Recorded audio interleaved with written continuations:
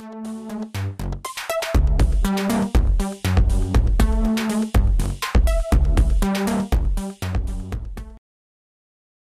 use some delays. I use a Memory Man, Electro-Harmonix Memory Man. I have a couple of those. I also use what is it?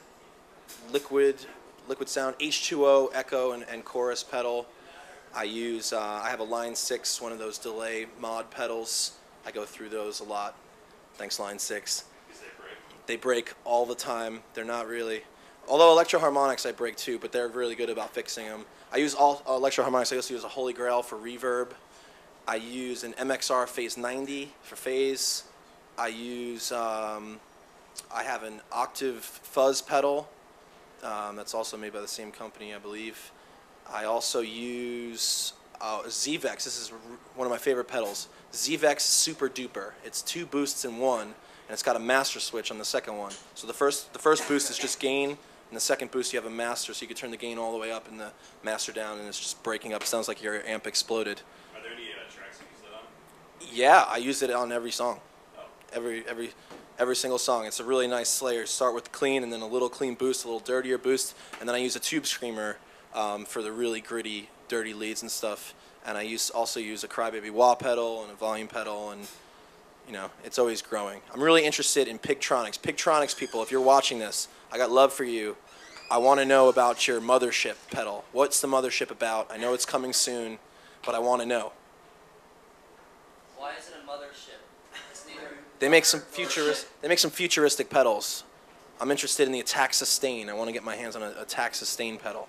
Being that I'm not very well versed or educated on gear, I know a very minimal amount of stuff. So I basically just go on just what feels good, what sounds good to me. I taught myself how to play guitar by ear, how to sing by ear, and so I'm teaching myself how to get the right kind of tones and the right kind of pedals by ear as well. Sometimes that's the only thing you have to go on when you don't really know much about it. So I just go with what feels right, and at the same time I try to keep it classic and timeless, which is why I use like a Vox combo amp and Fender Tele. So I am a firm believer that it's all personal preference, and you know, it's all feeling. If you're taught or not, I feel like it's the same choice really. You know, when I go and play, you know, a certain type of head, it definitely has like a different feeling and a different tone, rather, you know, comparatively to something else. So I think it's really important to just really think about what you want, have an idea of what sound you want to hone in on, and then try to go out there and find it. So do you add on to your kit a lot, or?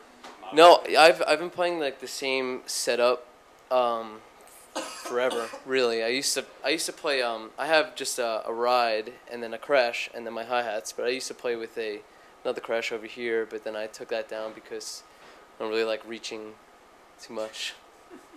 Gotta stay in like one little area. I'm pretty much the same thing. It's just complete what I like. I play different amps and they do sound good. But I just think overall, if you're only gonna have one, you know, if you're a touring band or if you don't have a lot of space, like if you live in Brooklyn, then it's really hard to have multiple amps. Just going with the best kind of overall sound, the most solid one, as opposed to some, you know, something that's good for one sound, but you can't really use it all the time. So I know I just think Ampeg does that for me, and you know, Fender, there's great touring stuff. They sound great and they put together great, and they're pretty sturdy. And same thing with like basses. I had a couple basses I brought on tour where there's too delicate and vintage, and you have a big, you know, Fender bass that's built to take a lot of crap. Hi, we're Nightmare Review. We're here in Chicago at Subterranean. Going to play a show tonight, and you are watching Gearwire.com. Enjoy.